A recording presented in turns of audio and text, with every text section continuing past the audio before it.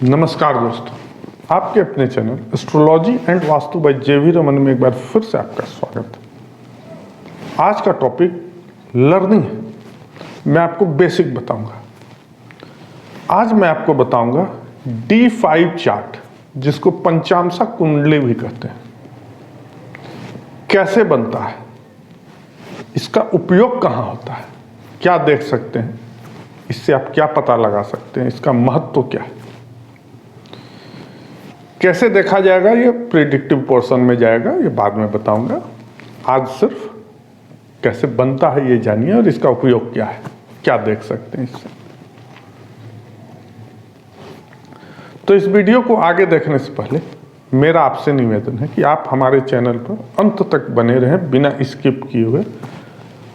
और अगर आप हमारे चैनल पर पहली बार आए हैं तो आप हमारे चैनल को सब्सक्राइब कर लें, और अगर आप हमारे चैनल को सब्सक्राइब कर चुके हैं और बेल आइकन, जिसको घंटी का बटन कहते हैं, दाबना भूल गए तो उसे दाब लें, ताकि इस तरह के वीडियो का नोटिफिकेशन सर्वप्रथम आप तक पहुंच जाए और आप हमारे चैनल पर अप टू डेट रहें।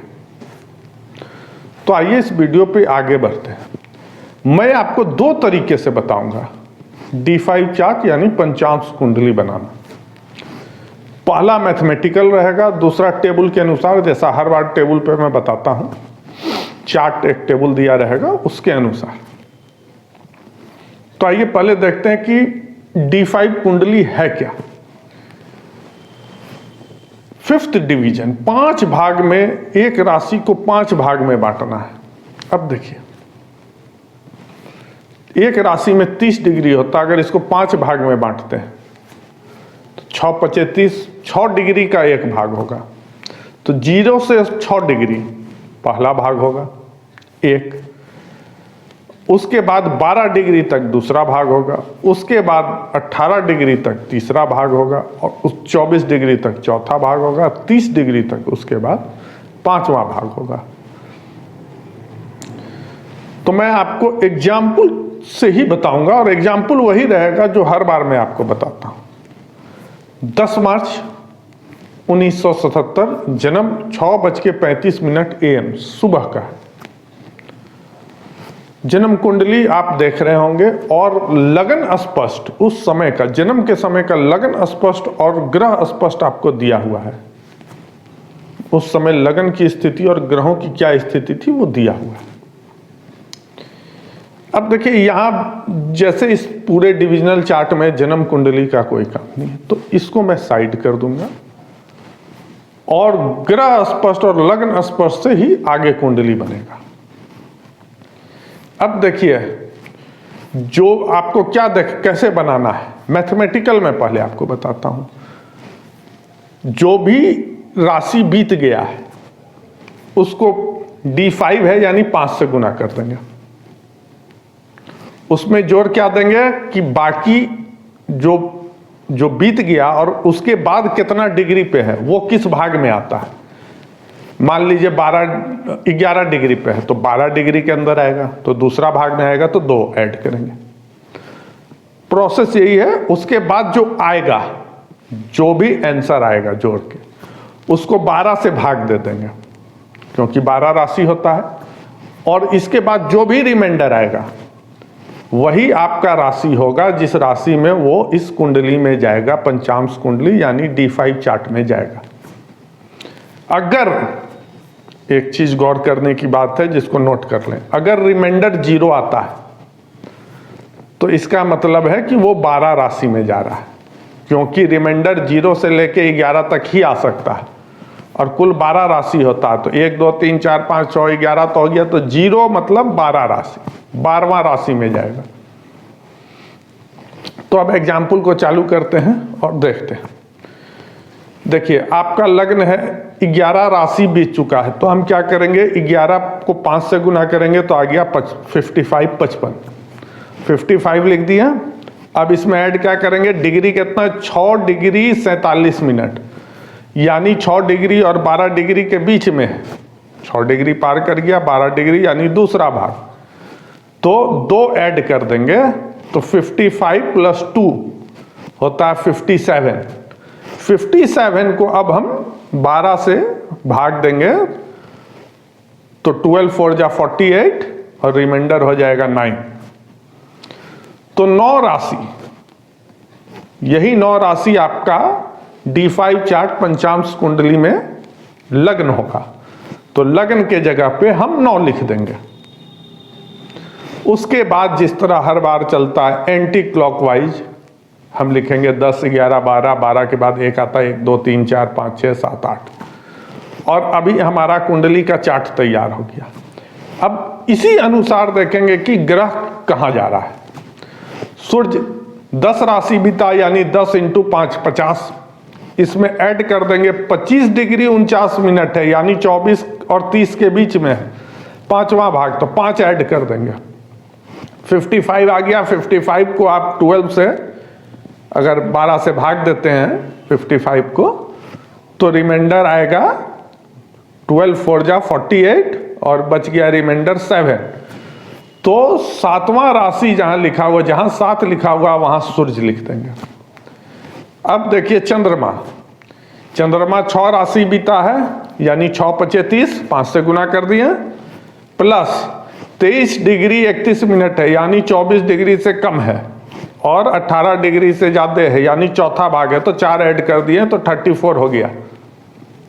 34 को अगर हम डिवाइड करते हैं 12 से भाग दे देते हैं 12 से, तो 12 दूनी 24 यानी 12 2 जा 24 और रिमाइंडर बच रहा है 10।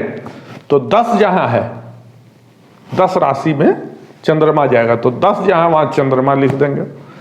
अब मंगल, मंगल 9 राशि बीता है तो 9 5 जा 45 और 28 डिग्री 36 मिनट पे है यानी 5वां भाग में है, तो 5 ऐड कर देंगे तो 50 हो गया। 50 को अगर 12 से डिवाइड करते हैं तो 12 4 जा 48, रिमाइंडर 2 आता है। तो जो रिमाइंडर आया 2, तो जहां 2 लिखा हुआ है 2 राशि में मंगल जाएगा, तो जहां 2 लिखा हुआ वहां मंगल लिख देंगे। बुध 10 राशि बीता यानी 10 × 5 = 50, 50 लिख दिया, प्लस 20 डिग्री 7 मिनट है यानी चौथा भाग में है, 18 से 24 के बीच में है, तो 4 ऐड कर दिए तो आ गया 54। 54 को अगर 12 से डिवाइड करते हैं तो 12 4 जा 48, 6 रिमाइंडर बचा, तो 6 राशि में बुध को लिख देंगे। अब आ जाइए बृहस्पति, बृहस्पति 1 राशि बीता है यानी 1 × 5 5 हो गया, प्लस 2 डिग्री 6 मिनट है यानी पहला भाग में है, 6 डिग्री से कम है, तो पहला भाग में गया तो 5 + 1 6, 6 को 12 से भाग देंगे तो रिमाइंडर वही 6 ही रहेगा, क्योंकि 12 से ये खुद ही छोटा है। तो जहां 6 है वहां बृहस्पति लिख देंगे। शुक्र 0 राशि, कोई राशि नहीं बीता है यानी 0 × 5 0 हो गया, प्लस 0 डिग्री 26 मिनट है यानी ये भी पहला भाग में है, 6 डिग्री से कम है, तो 1, तो 0 + 1 1, इसका भी रिमाइंडर आपको 12 से भाग देने पे 1 ही आएगा, क्योंकि खुद ही 12 से छोटा है, तो जो है वही रहेगा। तो 1 में हम लिख देंगे शुक्र को। शनि 3 राशि बीता है तो 3 × 5 15, प्लस 17 डिग्री 24 मिनट है यानी 12 से 18 के बीच में है यानी तीसरा भाग में, तो 3 ऐड कर देंगे, 15 + 3 18 हो गया, 18 लिख दिए। अब 18 को अगर 12 से डिवाइड करते हैं तो रिमाइंडर 12 1 जा 12, 6 आएगा, तो जहां 6 लिखा हुआ है वहां पे हम शनि लिख देंगे। 6ठा राशि में शनि जा रहा है ये D5 चार्ट में। अब राहु, राहु है 6 राशि बीता है तो 6 × 5 6 × 5 30 हो गया, प्लस 1 डिग्री 2 मिनट है यानी पहला भाग में है, तो +1 = 31। 31 को अगर 12 से डिवाइड करते हैं तो रिमाइंडर आपका आएगा 12 2 जा 24 और रिमाइंडर 7 आ जाता है। तो जहां 7 लिखा हुआ है वहां हम राहु लिख देंगे, और 7 में राहु है तो जस्ट उसके अपोजिट केतु होगा, तो 1 में केतु लिख देंगे। लेकिन यहां देख लेते हैं, केतु आपका 0 राशि बीता है तो 0 × 5 0 हो जाएगा, प्लस 1 डिग्री 2 मिनट है यानी 1, तो 0 + 1 = 1, इसका रिमाइंडर भी 1 ही रहेगा, इसलिए 1 में लिखें केतु। दोनों तरफ से वही राहु और केतु एक दूसरे के अपोजिट रहता है, लेकिन सिर्फ होरा कुंडली में छोड़ के वहाँ दोनों साथ ही रहेगा। पहले मैं आपको बता चुका हूँ, उसको आप देख भी सकते हैं होरा कुंडली कैसे बनता है। तो ये आपका तैयार हो गया D5 चार्ट यानी पंचांश कुंडली। अब मैं आपको बताऊंगा कि इसको बनाने का दूसरा प्रोसेस टेबल के अनुसार क्या है। अब देखिए इसका टेबल कैसे बनेगा। तो देख रहे हैं कि उसी तरह पहले 5 भाग जो था 6 degree, 12 degree, 18 degree, 24 degree, 30 degree लिख दिए हैं। ऊपर में आपका 0 से लेके 11 राशि तक लिखा हुआ जो आपका बीता है। लगन स्पष्ट और ग्रह स्पष्ट में जो बीत रहा है उसी को लिखा गया है। अब क्या करना है, 0 के नीचे वाले कॉलम में 1 2 3 4 5 लिख दिए। 5 के बाद क्या आता है 6, तो दूसरा कॉलम में 6 से चालू हो गया, 6 7 8 9 10। 10 के बाद आता है 11, तो उसके बाद वाले कॉलम में 2 के नीचे अब लिखेंगे 11 12। 12 के बाद हम जानते हैं एस्ट्रोलॉजी में 1 2 3 4 5 इसी तरह चलता, तो 1 2 3 लिख दिए। फिर अगला कॉलम में जाएंगे तो 3 के बाद आता है 4 5 6 7 8। तो इसी तरह हम कॉलम को भरेंगे। कॉलम के भरने का तरीका यही है। तो देखिए पूरा कॉलम भर गया है। तो आप पूरे चार्ट को देख रहे हैं, तो चार्ट को याद रखने का भी तरीका यही। कैसे याद रखिएगा कि D5 चार्ट जो टेबल है वो कैसे प्रिपेयर होता है। अब आपको प्रोसेस वही है, बार बार देख चुके हैं, तो मैं इसमें सिर्फ एक ही आपको लगन बता देता हूं।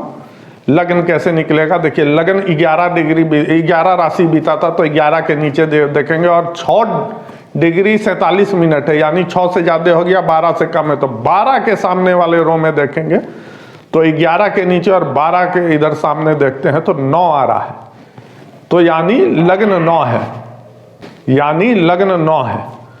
तो इसीलिए आप देखिएगा कि वहां भी लग्न 9 था, यहां भी लग्न 9 ही निकल रहा है, क्योंकि प्रोसेस एक ही निकलेगा।